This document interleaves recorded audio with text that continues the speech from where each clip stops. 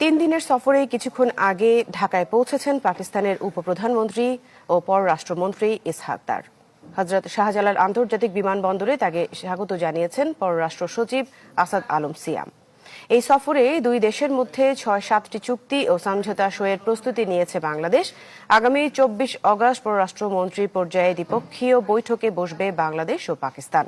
ইসহাক দার নিজ দেশের প্রতিনিধিত্ব এবং প্রতিনিধি দলের নেতৃত্ব দিবেন, আর বাংলাদেশ প্রতিনিধি দলের নেতৃত্ব দিবেন পররাষ্ট্র উপদেষ্টা মোহাম্মদ তৌহিদ হোসেন। এছাড়াও সৌজন্য সাক্ষাৎ করবেন প্রধান উপদেষ্টা ডক্টর মোহাম্মদ ইউনূসের সাথে। কথা আছে কয়েকটি রাজনৈতিক দলের প্রতিনিধিদের সাথেও আলোচনার।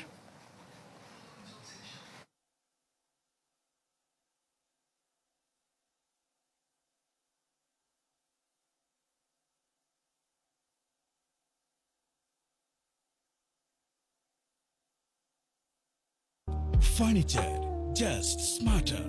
JMG Furniture. দর্শক, এই বিষয়ে আরো জানাতে আমাদের সহকর্মী মোর্শেদ হাসিব আমাদের সাথে যুক্ত হচ্ছেন। হাসিব, নিশ্চয় শুনতে পাচ্ছেন আমাকে?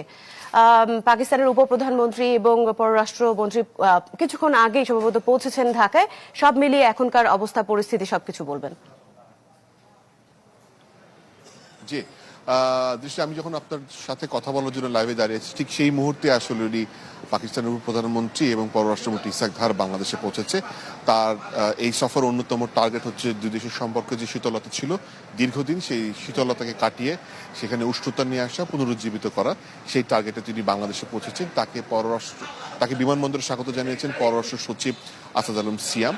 এরপরে আমি এখন যেখানে আছি সেখানে তিনি আসবেন। এই জায়গাটা তিনি থাকছেন ইন্টারকন্টিনেন্টাল হোটেল শাহবাগে, এখানে তিনি থাকবেন। এরপরে তিনি যাবেন হচ্ছে তার হাই কমিশনে। বিকালে বাংলাদেশের বিভিন্ন সুশীল সমাজের বিভিন্ন প্রতিনিধি, নাগরিক সমাজের প্রতিনিধি, পাকিস্তানে যারা শিক্ষার্থী, যারা বাংলাদেশে আছে কিংবা অন্যান্য পেশার সাথে যারা জড়িত, পররাষ্ট্রমন্ত্রী এবং উপপ্রধানমন্ত্রী যেহেতু আসছে তার সাথে বৈঠক করবে। সেই বৈঠকটি একটি রিসেপশনের আয়োজন করা হয়েছে। সেটি আনুমানিক ঘন্টা ৩-৪ মতো চলবে। সেটি শেষ করে তিনি আজকে রাত্রে এখানে রাত্রি যাপন করবেন। কালকে সকালে তিনি এখানে ব্রেকফাস্ট করবেন। সেখানে ব্রেকফাস্টে বাংলাদেশের অন্তর্বর্তী সরকারের বাণিজ্য উপদেষ্টা সহ একাধিক কর্তা ব্যক্তিরা, নীতি নির্ধারণী ব্যক্তিরা এখানে আসবেন। বিডা চেয়ারম্যান আসতে পারেন বলে আমি শুনেছি।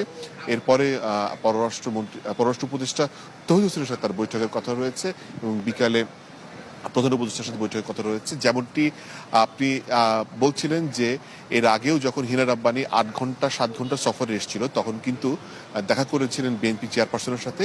ইসহাক দারও বিএনপি চেয়ারপারসনের সাথে দেখা করবেন। সম্ভবত এটি কালকে রাত্রে হবার কথা রয়েছে তার বাসভবনে, ফিরোজা হিসেবে যেটি পরিচিত। এছাড়াও বাংলাদেশের অন্যান্য রাজনৈতিক দল যারা যেহেতু রয়েছে সেই দলগুলোর সাথেও তারা বৈঠক করবে। সেই দলগুলো কারা সেটা এখন নিশ্চিত হওয়া যায় না। নিশ্চিত হলে আমি আপনাকে আরো বিস্তারিত জানতে পারবো। এই ছিল এখন সবশেষ আমার কাছে। এই সফরের অন্যতম উদ্দেশ্য হচ্ছে যে দুজনের সম্পর্ককে পুনরুজ্জীবিত করা। এবং আপনি জানেন যে এপ্রিলে এসেছিলেন আবনা বালোচ, পাকিস্তানের পররাষ্ট্র সচিব। যদিও তিনি গণমাধ্যমে কথা বলেননি, তবে চ্যানেল 24 একটি প্রশ্নের উত্তরে তিনি বলেছিলেন যে ঢাকার পরিবেশ এবং খাবার তার ভালো লেগেছে। যদি এখনো সুযোগ থাকে আমি পররাষ্ট্রমন্ত্রী এবং উপপ্রধানমন্ত্রীকে সেই প্রশ্নটি করতে চাই যে কি বার্তা তিনি নিয়ে এসেছেন। যদিও তিনি এখন পর্যন্ত গণমাধ্যমে কথা বলবেন, সংবাদ সম্মেলন, এমন কোনো কিছু আমরা জানি না। জি হাসিব, ধন্যবাদ আপনাকে। পরবর্তী আপডেটের জন্য আমরা আবারও ফিরে আসবো আপনার কাছে।